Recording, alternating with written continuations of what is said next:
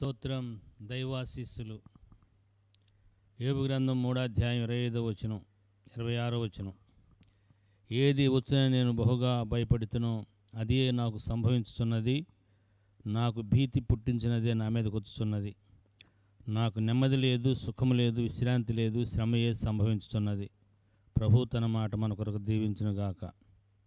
దేవుని పిల్లలారా, సంతోషంగా జీవించాలన్నా, ఆనందంగా జీవించాలన్నా, ఆశీర్వాదకరంగా జీవించాలన్నా, దుఃఖంగా, వేదనగా, బాధగా జీవించాలన్నా మనలోనే ఉంది.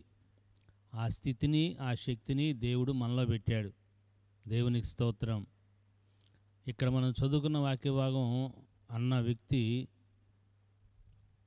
నా దృష్టిలో అసమానమైన వ్యక్తి. నెంబర్ 1 భక్తి కలిగిన దైవజనుడు యోబు గారు.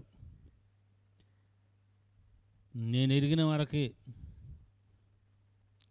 దేవుని యందు భయభక్తులు కలిగి చెడుతనం విసర్జించి అంత గొప్ప భక్తి కలిగిన బిడ్డ ఈ మాట మాట్లాడారు. ఏదో భయం ఉందంట. ఏది వచ్చునని నేను బహుగా భయపడుతునో అదే నాకు సంభవించున్నది. చూసారా, దేవుని చేతే భక్తిపరుడని సాక్ష్యం పొందిన వ్యక్తి, అతని వంటి వాడు లేడని సాతానికే సవాల్ దేవుని చేత విసరబడి బలమైన సాక్ష్యం పలకబడిన వ్యక్తి మాట్లాడే మాట ఏమిటంటే, ఏది వచ్చునని నేను బహుగా భయపడుతునో అదే నాకు సంభవించుచున్నది. మనకు సంభవించే సంభవాలన్నిటికీ కారణం మనం ఆలోచించే ఆలోచన. భక్తిహీనుడైన భక్తిపరుడైన యోబు గారికి అలా జరిగిందంటే, భక్తిహీనులు వ్యతిరేకమైన స్వభావంతో ఆలోచిస్తుంటే ఎంత భయంకరంగా ఉంటుందో మీరు ఆలోచించుకోండి. మనం దీవించబడాలి అంటే చేదైన వేర్లు ఎతికి దాన్ని తీసేయాలి. అంతేగాని నువ్వు దీవించబడతావు, నువ్వు ఆశీర్వదించబడతావు, ఈ దినం నీకు గొప్ప మేలు జరుగుద్ది, మనం దేవుని యొక్క వాక్యం ఎలా బలపరుస్తుందో అది చెప్పాలి, కానీ సోది చెప్పకూడదు. చాలా జాగ్రత్తగా గుర్తుపెట్టుకోండి. ఏది వచ్చినా నేను బహుగా భయపడుతున్నా అదే సంభవించింది. నీకు ఈవేళ ఏం సంభవించిందంటే, నువ్వు ఏదైతే వచ్చుద్దని ఆశపడ్డావో, భయపడ్డావో అదే జరుగుద్ది. బాగా ఆశపడ్డావా అది జరుగుద్ది, బాగా భయపడ్డావా అదే జరుగుద్ది. నాకు భీతి పుట్టించినదే, భయపడుతున్నాడంట, చాలా భీతి వచ్చిందంట, చాలా భయం వచ్చిందంట. ఎంత భయం అనే దానికంటే ఉన్నత స్థాయి భీతి. కలవరిస్తున్నాడు, భయం అనేది కలవరింపులోకి వచ్చేసింది అనమాట. నా మీదకి వచ్చేసింది అంటున్నాడు.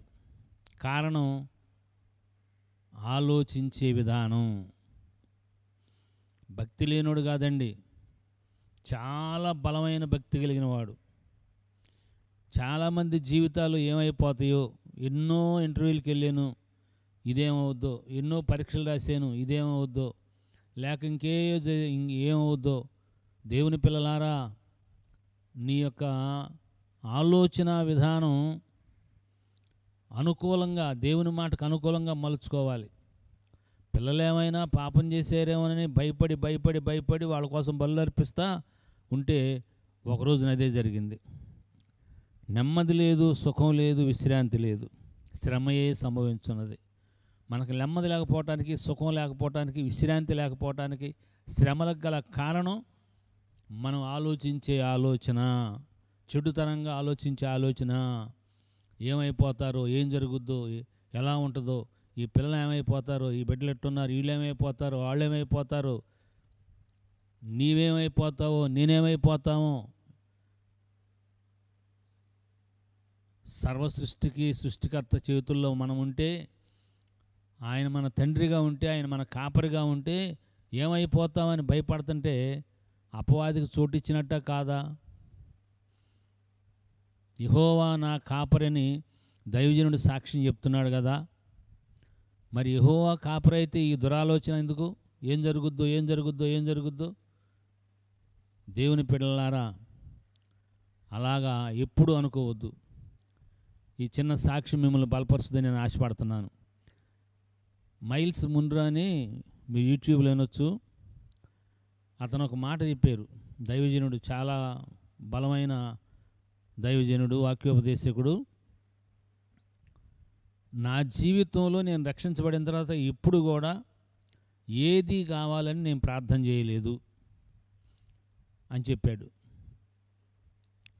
కారణం ఏంటంటే, నేను 2 చేతులు ఎత్తి వేకుని లేచి, మీరు నా ప్రభు అయి ఉన్నారు, ప్రభు అయిన యేసుక్రీస్తు ప్రభువా, నీవు నా ప్రభు అయి ఉన్నావు, నా ప్రభువుగా, నా రాజ్యానికి నేతగా, నేను నీ రాజ్య పౌరునిగా నాకేం కావాలో మీకు తెలుసు, అందుకై నీకు స్తోత్రం అని, మీరు నా ప్రభువు నా ప్రభువు నా ప్రభువు నా ప్రభు అని స్తుతిస్తాను. ఏ రోజు కూడా వస్త్రం కావాలని కానీ, ఆహారం కావాలని కానీ, కారు కావాలని కానీ, ఏది కావాలని నేను అడగలేదు.